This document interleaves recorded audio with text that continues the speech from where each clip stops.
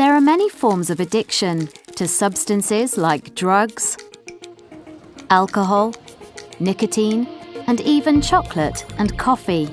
There are also behavioural addictions like work, gambling, and shopping. A recent addition to these is an addiction to technology. The statistics surrounding technology and its use are staggering. The world population is currently around 7.7 billion. 4.4 billion of us use the internet. 3.5 billion of us use social media. And over 5 billion of us have a mobile phone. And there are huge profits to be made too. According to recent reports, the video game industry is worth around $140 billion worldwide, and that figure is rising. There are estimated to be over 2.5 billion video gamers globally, with the highest number in the Asia-Pacific area. In the UK, there are an estimated 37.3 million players. With those numbers, it is no surprise that both social media platforms and video games have the potential for addiction. I think social media and games have built into them what are sometimes called mechanics or games mechanics that provide you with rewards, and they're very carefully orchestrated to be sort of random and not predictable to keep you interested. And for social media, it might be likes or followers, or someone sharing something that you find rewarding that you can then share and sort of be ahead of the curve. In games, there are all sorts of rewards, from obviously getting up to the top levels of a game, equipment that you could win, and now of course even buy within games, that are all very rewarding and increase your status in those worlds. Many of these carefully orchestrated rewards will work on any user, regardless of their age or background. But it is younger users who are particularly susceptible to them.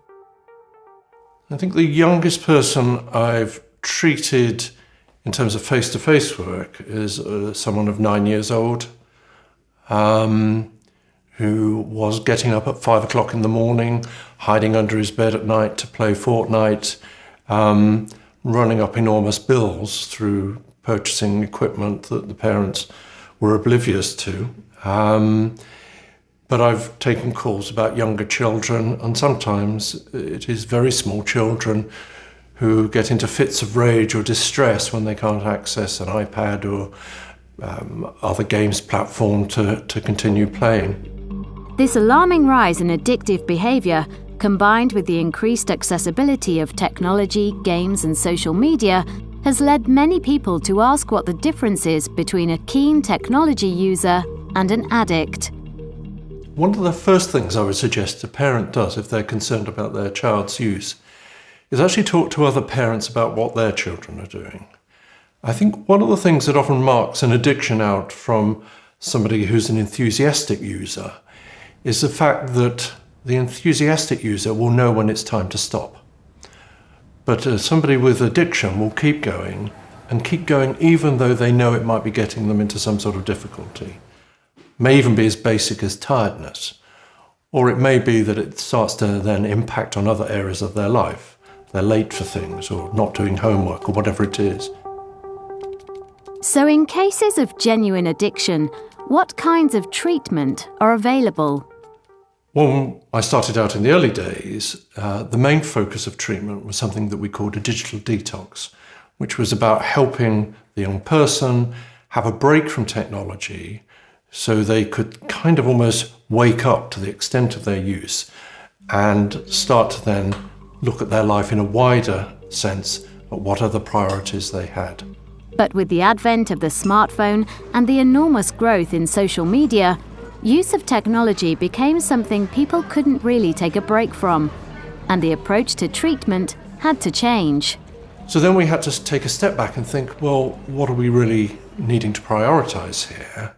And at that point, I guess the impact on the person's health and well-being came to the fore. And we focused on sleep, because one of the first things to be disrupted would be sleep by someone gaming excessively or late into the night on social media. And we would then sort of work out a program for how much sleep they needed for that age and work backwards, giving them an hour of no screen time before they should be asleep, working out what time they needed to be up for school, and very quickly you could kind of establish a program and work towards getting a good sleep habit, and with that, of course, came better use of technology. There are very few things we can be certain of in the future, but it is reasonable to assume that the phones in our pockets and the computers in our homes are going to get more and more powerful. So how does Dr. Graham see our relationship with technology developing in the future?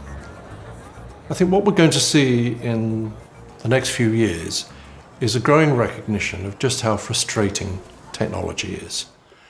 I think we've been promised a great deal, and often when we engage with it, we're hopeful of getting a deeper connection with others. But actually we're wired in a way that means that being in a room with others will often afford us much more contact, much more interaction in a way that screens and voice channels as yet just can't match.